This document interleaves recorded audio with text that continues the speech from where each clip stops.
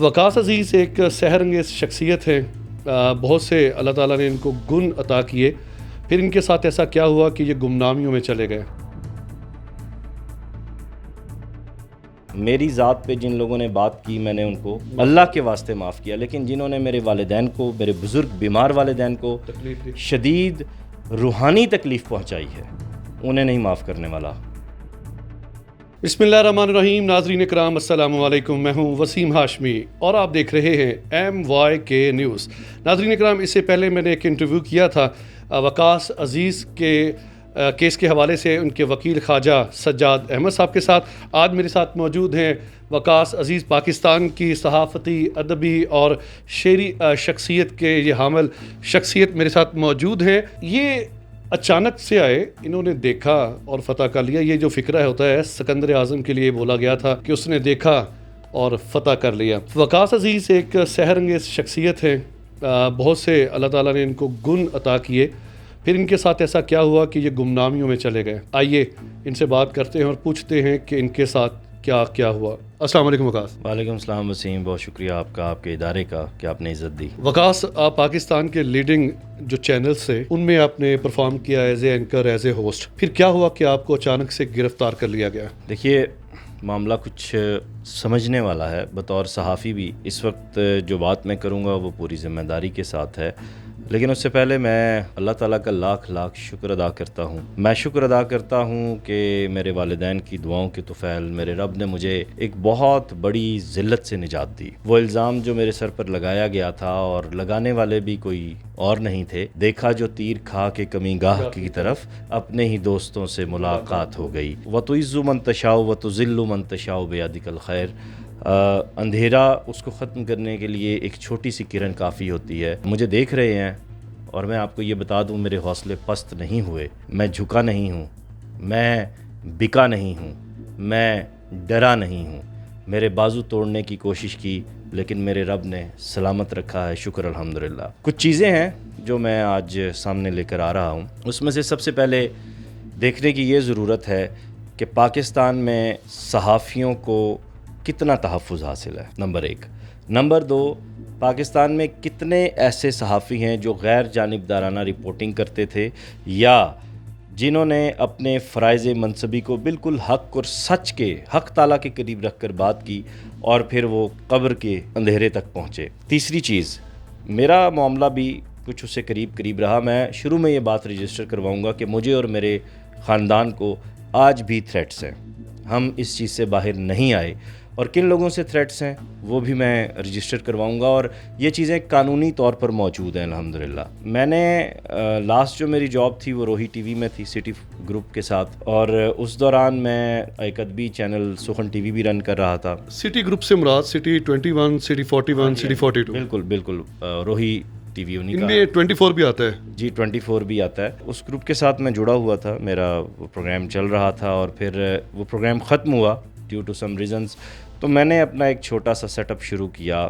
کچھ وہاں مقامی جو دکاندار تھے جن سے دوستی تھی اچھی، مقامی جو تاجر تھے، جی میں آ رہا ہوں اسی طرف، فیصل ٹاؤن کی بات کر رہا ہوں، ٹھیک ہے. ان سے مل کر میری ایک عادت ہے کہ جب کسی کام کو کرو تو اس کو پوری کمٹمنٹ کے ساتھ کرو، ورنہ نہ کرو.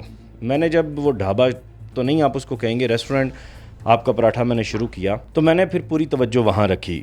اور ان دنوں کی جو ساری آپ میری یوٹیوب کو دیکھ لیں، جس میں میرا وقاص عزیز آفیشیل اور جو سخن ٹی وی ہے، ان دونوں چینلز پہ ان دنوں کی کوئی ریکارڈنگز، کوئی ویلاگ موجود نہیں ہے، کیونکہ میں ساری توجہ جو ہے اپنے اس فوڈ انڈسٹری کو دے رہا تھا، اپنے ریسٹورنٹ کو دے رہا تھا. میڈیا سے کٹ آف ہو گیا، میڈیا سے کٹ آف ہو چکا تھا، کیونکہ وہاں پہ ان دنوں جابز بھی نہیں تھی، کرونا کے فوراً بعد کے واقعات ہیں. اب یہاں پہ معاملہ یہ آتا ہے کہ جب میں نے وہاں پہ پوری توجہ کے ساتھ ٹیم بنا کے کام کرنا شروع کیا تو وسیم، اللہ نے بہت برکت دی. ایک دن کی 35 سے 40 ہزار روپے کی سیل، اور ہفتے کی جو ہے بچت وہ 30، 35، 40 ہزار روپے کے قریب تھی. ایسے میں 2 چیزوں سے معاملات گڑبڑ ہوئے. ایک یہ کہ یہ جن لوگوں کو میرا مدعی بنایا گیا، میں نے شروع سے ایک اصول رکھا کہ 80 گرام کا پیڑا ہے تو وہ پورا ہوگا، آٹے میں میدا نہیں ملانا، آٹے میں گلیکسوز ڈی نہیں ملانا، نہ پانی میں دودھ ملانا ہے نہ دودھ میں پانی ملانا ہے. جو دودھ بیسٹ مل رہا تھا اس سے ویسے ہی چائے ہم نے, اور اس جو بیسٹ کمپنی کی پتی ہے اس کی ہم نے چائے دینا شروع کی. چینی بہترین منگوائی, کو 80 کے قریب جو ہے وہ پراٹھے ہم نے دیے, اور بہترین فوڈ ہم نے ڈیلیور کرنا شروع کیا, اور الحمدللہ تعالیٰ دنوں نہیں گھنٹوں میں ہم نے اپنے آپ کو اسٹیبل کیا. اس کا نتیجہ یہ نکلا کہ ایک تو جو وہ فوڈ مارکیٹ تھی, وہ فاسٹ فوڈ کی مارکیٹ تھی, اس میں سے کسٹمر ہماری جانب جب آیا. ایک چیز دکانداروں, یہ چیز بہت نوٹ کرنے والی ہے کہ مقامی دکاندار افیکٹ ہوا, جیلسی فیکٹر بڑا, اور انہی مقامی دکانداروں میں جو میرا پارٹنر تھا وہ بھی تھا, اور اس کو اس کے جو پرانے دوست تھے انہوں نے گھیرا ڈالا. یہ چیز سمجھنے والی ہے, نمبر 1. نمبر 2, جو سب سے امپورٹنٹ بات ہے وہ یہ ہے کہ جب میں نے کام کرنے والے کاریگر, اس کو فوڈ انڈسٹری میں جو پراٹھا بنانے والا ہوتا ہے اسے پراٹھے کا کاریگر کہتے ہیں, جو چائے والا ہوتا ہے اسے چائے کا کاریگر کہتے ہیں, چائے کا استاد کہتے ہیں. اب یہ جو بچے ہیلپر کام کرتے ہیں, ٹھیک ہے, ان کو ہیلپر بولتے ہیں. اب جب میں نے یہ دیکھا کہ دودھ میں پانی بھی ملایا جا رہا ہے, اور میں جس طرح کہہ رہا ہوں کہ 20 کلو کے تھیلے میں سے 200 پیڑا نکلتا ہے, اگر آپ 80 گرام کا رکھیں, اگر آپ اس کو 70 یا 60 گرام کا کرتے ہیں تو وہ 220-230 پیڑا نکلتا ہے. اسی طرح 1 کلو دودھ جو ہے اس میں سے آپ کے 10 سے 12 کپ نکلتے ہیں. جی میں نے کام کیا ہے, میں مزدور آدمی ہوں. اسٹاف کتنا تھا؟ میں عرض کر رہا ہوں, اسی طرف آ رہا ہوں. اگر آپ اس میں پانی ڈالتے ہیں تو وہ 20 کپ تک چلا جاتا ہے. اسی طرح آپ یہ دیکھیں کہ اگر آپ 50 روپے کا کپ رکھ کے بیچتے ہیں تو آپ کے 500 روپے کا وہ بنے گا, اور جو 1 کلو دودھ میں پتی اور چینی آپ ڈالتے ہیں تو وہ ساری کاسٹ آپ کی 300 روپے تک جاتی ہے. تو 200 روپے آپ کا آرام سے پھر بھی رزق حلال کا بچتا ہے. میرے جو وہاں پہ ورکرز تھے 8 کے قریب تھے, جب میں نے استادوں کو اس بات سے منع کیا انہیں سخت برا گزرا. کیوں؟ وہ اس لیے کہ اس سے پہلے مارکیٹ کا رجحان یہ تھا کہ آپ مکس اپ کریں, مالک کو بھی بینیفٹ دیں, اور آئے دن آپ اپنی ڈیمانڈ بڑھا دیں. جیسے آپ کی 1000 روپے دیہڑ ہے, آپ اس کو 500 کی بجائے چائے میں سے 700 بچا کے دے رہے ہیں, اور ساتھ اسے کہہ رہے ہیں میری 1100 کر دیں دیہڑ. پھر ہفتے بعد آپ کہیں میری 1500 کر دیں, اور مالکان وہاں پہ کرتے ہیں. اس طرح فوڈ انڈسٹری میں اس طرح ہوتا ہے. اب یہ جو میرے خلاف مدعی بنایا گیا, غلے میں سے نہ صرف پیسے چوری کرنا, اس کے علاوہ یہ ساری ملاوٹ, اور پھر صفائی کا معاملہ, اس میں گندگی, مینجمنٹ کو نہ دیکھنا, کچھ ایسے ایشوز وہاں پہ مجھے سمجھ نہیں آئی ان کی. کیونکہ میں ایک ہاٹ سیٹ پہ بیٹھا ہوا آدمی, اے سی روم میں ٹائی لگایا ہوا, جو اپنی اینکرنگ کر رہا ہے, اپنی جرنلزم کر رہا ہے, اٹھ کے ایک دم میسیز میں آتا ہے اور آ کے بالکل زیرو سے کام شروع کرتا ہے, کیونکہ یہ زیرو سے کرنے والا کام تھا. آپ یقین کریں گے وسیم کہ میں نے آٹا گوندنا خود سیکھا, میں پراٹھے خود لگاتا ہوں آج, ٹھیک ہے, اور اب بھی میں ریسٹورنٹ رن کر رہا ہوں الحمدللہ پاکستان کے مختلف شہروں میں. لیکن اب مجھے سارا کام خود پتہ ہے, اور مجھے پتہ ہے کہ میں نے سسٹم کو کیسے چلانا ہے الحمدللہ, اور سسٹم چل رہا ہے. سو یہ ساری چیزیں جب اکٹھی ہوئیں, میں نے اس بچے کو بھی جو میرے خلاف مدعی بنایا گیا وہ بھی, اور اس کے علاوہ دیگر بھی, ان کو نہ صرف ڈانٹا بلکہ ایک وہ باپ کی, بڑے بھائی کی جو ہوتی ہے نا تھوڑا سا زیادہ وہ کرنا. تو اس پہ ایک چیز مجھے واضح ہوئی کہ اس ملک کو تباہ کرنے والا نا غریب مافیا ہے. غریب آدمی نہیں ہے, غریب مافیا بن چکا ہے. اس میں یہ سب لوگ اکٹھے ہوئے, ایک FIR ایک درخواست میرے خلاف دی گئی, ٹھیک ہے, کہ اس میں جناب مار پیٹ کی گئی ہے, یہ سارا سلسلہ ہوا ہے. اب وہاں پہ کہانی تھوڑی سی ڈیولپ ہوتی ہے, کچھ میڈیا گروپس میں وہ درخواست چلی گئی. اب ماشاءاللہ مجھ سے محبت کرنے والے لوگ بے شمار ہیں. میں پنجاب پولیس کی یہاں بات کروں گا, متعلقہ جو تھانہ ہے اس کو پریشرائز کیا گیا. وہاں سے جب سٹوری اٹھی تو 2015 میں نے ایک ناول لکھا تھا اینکر, ٹھیک ہے, اس اینکر کے سائیڈ ایفیکٹس ابھی تک میرے ساتھ چل رہے ہیں. تو اس سوسائٹی میں اگر آپ نے سچ بولنا ہے تو آپ کو مر جانا چاہیے, اور اگر نہیں مرنا اور آپ نے زندہ رہنا تو پھر آپ کو بزدل بن کے زندہ رہنا چاہیے. آپ کینچوے کی رفتار سے یا کینچوے کی طرح چلیں گے تو آپ زندہ رہیں گے, ورنہ آپ کا حشر کامران فیصل جیسا ہو جائے گا, یا آپ کا حشر کسی بھی اور نامینیٹڈ آدمی جیسا ہو جائے گا جو سچ کے ساتھ جڑا ہوا ہے. خیر وہ آفٹر ایفیکٹ سامنے آئے, پھر کچھ اور لوگ انوالو ہوئے, اور پھر سب سے امپورٹنٹ چیز جو میں نے گزشتہ ویلاگس کیے تھے جس میں کچھ مافیاز, کچھ گروہ ایسے تھے جو بچوں کے حوالے سے مسلسل خبروں میں تھے, اور پاکستان بھر میں جو بچوں کے ساتھ زیادتیاں ہو رہی تھی اس میں وہ ٹاپ ریٹڈ تھے. آپ دیکھیں کہ گیم ایسے پلان کی گئی کہ جس چیز کے خلاف میں بول رہا تھا وہی چیز میرے گلے ڈالی گئی, ٹھیک ہے. اور اس کے بعد پھر وہ جو دیکھا گیا کہ مجھے اریسٹ کیا گیا, اور وہ سارا سلسلہ, اس میں میری فیملی کو کسی چیز کا کچھ پتہ ہی نہیں تھا. 2 دن تک میری فیملی کو بالکل علم نہیں ہوا کہ میں جی جب مجھے گرفتار کیا گیا, وہ 2 دن تک میری فیملی کو پتہ ہی نہیں چلا کہ میں کدھر ہوں کدھر نہیں ہوں. کیس کیا تھا, کیس کا نہیں بتایا ابھی آپ نے؟ میں آ رہا ہوں اسی طرف. جب وہ درخواست سامنے آتی ہے اور اس کے بعد پھر یکدم یہ پتہ چلتا ہے جناب کہ بچے پہ جو ہے وہ بدفعلی کیا؟ خدا نہ خواستہ میں خود بچوں والا ہوں، میں کیوں اس طرح کا کام کروں گا؟ اور یہ سارا سلسلہ ہوا اور پھر اس میں ایک دم ہائپ کریٹ ہو گئی۔ اچھا، شروع میں مارکیٹ کے کچھ لوگوں کو بھی علم نہیں تھا کہ میرا پروفیشن کیا ہے۔ جب چیزیں سامنے آئیں، مارکیٹ کے کچھ لوگ بیچ میں آئے بھی کہ اس معاملے کو نا یہیں پہ ختم کر دیا جائے، ٹھیک ہے، صلح صفائی کی جائے اور اس معاملے کو یہاں پہ ختم کر دیا جائے، اور مجھے یہ کہا گیا کہ آپ اس میں سے اپنا شیئر یا اپنا جو آپ کے پانڈے ٹینڈے ہیں آپ اپنا سیٹ اپ اٹھائیں اور نکل جائیں یہاں سے، ٹھیک ہے۔ اب اس میں ایک چیز جو بہت قابل غور ہے، آپ کی پروسیکیوشن، اس کے اوپر بات آتی ہے۔ مجھے نہیں پتا کس کس کا فون آیا ہے، مجھے اس چیز کا نہیں علم کہ کس نے پریشرائز کیا ہے۔ یہ بات تو اظہر من الشمس ہے کہ پاکستان میں جو سسٹم ہے، پولیٹیکل سسٹم ہے، اور اس کے ساتھ جڑا ہوا جو آپ کا پولیس سسٹم ہے، یہ لازم و ملزوم ہے۔ تو ایسے میں نے جو کھل کر گفتگو کی تھی، یہ مجھے بعد میں کہا گیا کہ تم جن کے خلاف بولے اور جن کے خلاف تم نے بات کی ہے، وہی لوگ تمہارے گلے پڑے ہیں۔ وقاص 2 دن آپ کی فیملی کو بھی نہیں پتہ چلا کہ آپ گرفتار ہو چکے ہیں، اور آپ کو بھی اس چیز کا نہیں علم کہ آپ کو ایک نشہ آور مشروب پلایا گیا، اس کے بعد تصاویر بنی، جو بھی کیس آپ کے اوپر بنا، گرفتاری ہوئی، تو گھر والوں کو پھر کیسے پتہ چلا؟ گھر والوں کو ڈیفینیٹلی سوشل میڈیا کے ذریعے کانٹیکٹ ہوا، پھر بھائی نے اپروچ کیا، چھوٹے نے، والد صاحب نے، والدہ نے، اور پھر اس میں یہ چیز بتاؤں کہ میرا کسی قسم کا کوئی بلڈ ٹیسٹ نہیں لیا گیا۔ جو باتیں ویلاگز میں ہوئیں کہ جی نشے میں تھا، یہ تھا وہ، نعوذ باللہ، نہ کبھی ایسا کام کیا ہے اور نہ ایسا کرتے ہیں، اور ایسا۔ اس وقت آپ شادی شدہ تھے؟ یہ بھی چند عرصے پہلے کی بات ہے۔ شادی میری جی ختم ہوئے ہوئے بھی 4 سال ہو گئے ہیں۔ کن کے ساتھ شادی ہوئی؟ میں یہاں پہ ذکر کر سکتا ہوں ان کا؟ جی ضرور ذکر کریں، میرے بیٹے ارتضیٰ کی والدہ ہیں، ان سے شادی ہوئی تھی۔ والدہ کا نام کیا تھا؟ وہ بھی میڈیا انڈسٹری سے ہیں؟ وہ چھوڑ دیں، میں نام لینا بھی مناسب نہیں سمجھتا، میرے لیے بہت قابل عزت ہے، بس میں یہی کہوں گا۔ اچھا، میں یہاں پہ ذکر کروں گا، ذرائع سے معلوم ہوا ہے، ہم نے یوٹیوب پہ بھی کافی لوگوں کو آپ کے خلاف ولاگس بناتے دیکھا، جس میں معروف شاعرہ نادیہ گیلانی صاحبہ ہیں، احمد فرحاد یہ بھی شاعر ہیں، سلمان مرزا اس وقت اینکر ہیں بول نیوز میں، اسد اللہ خان 92 نیوز میں ہیں، عاجز کمال رانا شاعر ہیں، اور ذرائع کا یہ بھی کہنا ہے کہ آپ کے جو استاد محترم ہیں عباس تابش صاحب، انہوں نے اس وقت پولیس کے کالا آفیسر سے مل کر مزید دفعات بھی لگائیں، اور جس محفل میں بھی جاتے تھے تو وہ یہی آپ کے خلاف کہتے تھے کہ آپ کو جیل سے رہا نہیں ہونا چاہیے، کیا کہیں گے؟ اچھا، تابش صاحب کے حوالے سے تو میں یہی کہوں گا، مولا علی کا فرمان ہے، جس نے مجھے ایک لفظ سکھایا وہ میرا استاد کہلایا۔ تابش صاحب نے بہت کچھ کیا ہے اور ذرائع نے ہمیں بھی بتایا، اپڈیٹ کیا ہے، لیکن میں انہیں معاف کرتا ہوں۔ انہوں نے جو بھی کیا ہے میں انہیں معاف کرتا ہوں، میں اللہ کی عدالت میں انہیں چھوڑتا ہوں۔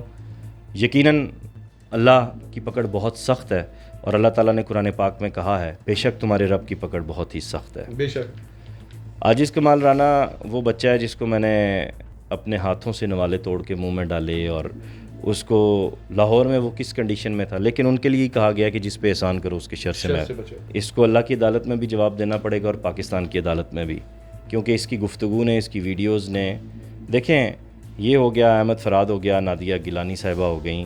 میں آج بھی گیلانی صاحبہ کی بہت عزت کرتا ہوں کہ خاتون ہے، اور میری والدہ نے مجھے سکھایا ہے کہ عورت کی عزت کیسے کرنا ہے۔ میں ایک عرض یہاں کرنا چاہوں گا، سوائے اسد اللہ خان صاحب کے، وہ میرے بڑے بھائی بھی ہیں، سینئر اینکر ہیں، میں انہیں بہت مستند صحافی سمجھتا ہوں، لیکن جہاں ایک سایہ اپنا ساتھ چھوڑ گیا تو وہاں پہ ان کے بارے میں کیا کہنا۔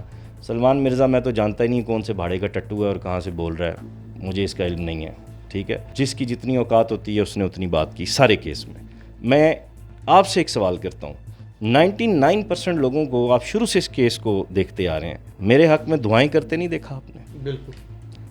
جن لوگوں کے ساتھ میرا براہ راست سلوک رہا ہے، آپ کو کتنی کالز ریسیو ہوئیں؟ میرے ابھی بھی گوز بمز کھڑے ہو گئے ہیں کہ میں آج جو آپ کے سامنے کھڑا بات کر رہا ہوں، یقین جانیے وسیم بھائی کہ جب آپ جج کے سامنے کھڑے ہوتے ہیں نا تو آپ کی یوں رونگٹے، بے شک آپ حق سچ پہ ہیں، آپ ایک دفعہ پریشر ہوتا ہے، کانپ رہے ہوتے ہیں۔ اور میں وہاں پہ کھڑا کیا سوچ رہا تھا کہ جب میں روز حشر اس مالک کی عدالت میں کھڑا ہوں گا تو میرا کیا حال ہوگا۔ خدا شاہد ہے، میری والدہ نے، اور اس سارے فیز میں میرے بوڑھے والد صاحب بیمار، میری والدہ اور میرے چھوٹے بھائی، اور میرے ایک بہت بڑا محسن، اللہ تعالیٰ اسے دنیا اور آخرت کی کامیابیاں دے، میں ان کا نام نہیں لے سکتا یہاں پہ کیونکہ مجھے انہوں نے پابند کر دیا ہے۔ ان 4 لوگوں کے علاوہ میرے ساتھ کوئی نہیں تھا۔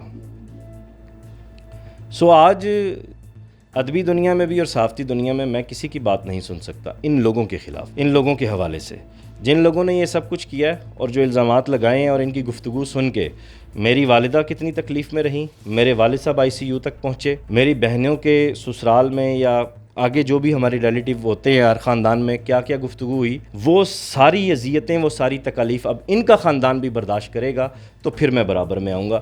باقی جس نے جو کیا میں سب کو اللہ کے لیے معاف کرتا ہوں، کیونکہ میں نے اپنی والدہ سے یہ وعدہ کیا تھا اور وعدہ کیا ہے، اور یہ ان کی دعا ہے کہ آج بھی مجھے اللہ نے اتنا نوازا ہے وسیم بھائی کہ میں آپ کو بتا نہیں سکتا، آپ اپنی آنکھوں سے دیکھتے ہیں۔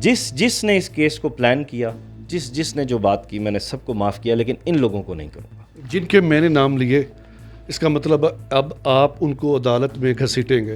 نہیں، گھسیٹوں گا نہیں، یہ ایک بد تہذیبی پہ مبنی لفظ ہے۔ وہ عدالت کے کٹہرے میں آئیں گے اور جو انہوں نے میرے اوپر الزامات لگائے ہیں وہ ہر ایک کا ثبوت دیں گے، اس کے بعد بات ہوگی۔ نیا دور والوں نے ایک سٹوری چھاپی ہے جو کہ براہ راست اس وجہ سے کی گئی ہے کہ عورت مارچ کے اگینسٹ میں بولتا ہوں۔ میں دوبارہ دہرا دوں، میں عورت مارچ کے اگینسٹ نہیں ہوں، لیکن جو قوتیں اسلام کے خلاف اور پاکستان کے خلاف بات کریں گی، میری جان حاضر ہے، میری نسلوں کی جان حاضر ہے۔ نیا دور کو بھی اس کا جواب دینا پڑے گا کہ انہوں نے یہ کیوں کیا، اور اس کے علاوہ کچھ اور چیزیں بھی ہیں۔ یہ کہانی اس پروگرام کو طوالت سے بچانے کے لیے مختصراً بیان کی ہے۔ میرا جو یوٹیوب چینل ہے وقاص عزیز آفیشیل، اس پہ میں ایک چیز کلیئر کروں گا، ایک چیز بتاؤں گا کہ کیسے یہ سارا عمل ہو، اور بالخصوص جو پروسیکیوشن کا عمل ہے وہ، اور پھر پاکستان میں آپ دیکھیں کہ ہراسمنٹ کے جو کیسز ہیں اور ریپ، اس کی ڈیفینیشن ہی غلط ہے۔ اور میں نے جیل میں کیا کچھ دیکھا، لوگوں کو کتنی بدحالی میں دیکھا، اس سب پہ میں بات کروں گا انشاءاللہ تعالی۔ رہائی کا عمل کیسے ممکن ہوا، رہائی کا عمل ایسے ممکن ہوا، کچھ چیزیں ایسی تھیں میرے پاس جو میں نے دیں اور میں نے کہا میں آئندہ ان کے خلاف نہیں بات کروں گا، ایک بات۔ دوسری بات، اللہ تعالیٰ دلوں میں رحم ڈالتا ہے۔ جو میرے مدعی تھے ان کے بزرگوں نے کہا کہ ہم سے زیادتی ہو گئی ہے، غلطی ہو گئی ہے ہم سے۔ میرے بزرگوں سے وہ ملے تو اس کے بعد کچھ تھا ہی نہیں۔ آپ میرے جو لائر ہیں وہ ساری چیزیں بتا چکے ہیں، کلیئر کر چکے ہیں، آپ کی اسکرین پہ بھی چل رہی ہیں۔ اللہ تعالیٰ نے باعزت بری کیا تمام معاملات سے۔ میں نے سب کو، جنہوں نے اس کیس کو پلان کیا، میں دوبارہ جو پولیس والے اس میں شامل تھے، ان سب کو یہاں سے معاف کر کے اللہ کی عدالت پہ چھوڑ دیا ہے۔ لیکن جن لوگوں نے میرے ساتھ یہ کیا تھا، کی شخصیت کو ڈیمیج کرنے کا، وہ اللہ نے بچایا مجھے۔ میں نہیں سمجھتا کہ میں کوئی ڈیمیج ہوا ہوں یا مجھے کوئی نقصان ہوا ہے۔ ایک فیز تھا جس میں سے میرے اللہ نے مجھے گزارنا تھا، اور اس فیز میں شاید ان لوگوں کی آواز مجھے بننا ہے آئندہ چند دنوں میں جن کی آواز کوئی نہیں بنتا انشاءاللہ۔ ایک بات اور آخری بات کر کے میں اللہ حافظ کہوں گا، وہ یہ کہ میری ذات پہ جن لوگوں نے بات کی میں نے ان کو اللہ کے واسطے معاف کیا، لیکن جنہوں نے میرے والدین کو، میرے بزرگ بیمار والدین کو شدید روحانی تکلیف پہنچائی ہے، انہیں نہیں معاف کرنے والا۔ ان سے بات ہوگی اور پورے طریقے سے بات ہوگی، اور دوبارہ بات دہرا دوں کہ وقاص عزیز نہ بکتا ہے نہ جھکتا ہے اللہ کے سوا کسی اور کے آگے۔ ناظرین، جاتے جاتے وقاص عزیز نے بہت کچھ کہہ دیا، اور میں چاہتا ہوں یہ شاعر بھی ہیں، ایک ربائی دیکھنے والوں کے لیے۔ ہاں جی، میں نے ایک ربائی، زیادہ لمبی نہیں جی، قید کے دن گزر گئے ہیں میرے، بالوں پر اب نئے نئے ہیں میرے، آپ نے اجتناب برتا ہے، دوست کچھ ساتھ بھی رہے ہیں میرے۔ واہ واہ واہ۔ جن ہستیوں کا میں نے یہاں پہ ذکر کیا، ان میں سے محترمہ نادیہ گیلانی صاحبہ سے میں نے رابطہ بھی کیا کہ میں ان کا موقف لے سکوں، لیکن انہوں نے پھر جواب دینا مناسب نہیں سمجھا میسنجر پہ، اور اگر کہیں گے تو وہ میرا پروگرام سن بھی رہی ہیں، ان کے بھی آپ نے سارے جو وقاص عزیز نے باتیں کی، تو اگر آپ بھی ہم سے رابطہ قائم کرنا چاہیں مجھ سے آپ رابطہ قائم کر سکتے ہیں۔ کیمرہ مین ظہیر کاظمی کے ساتھ وسیم ہاشمی، اسلام آباد۔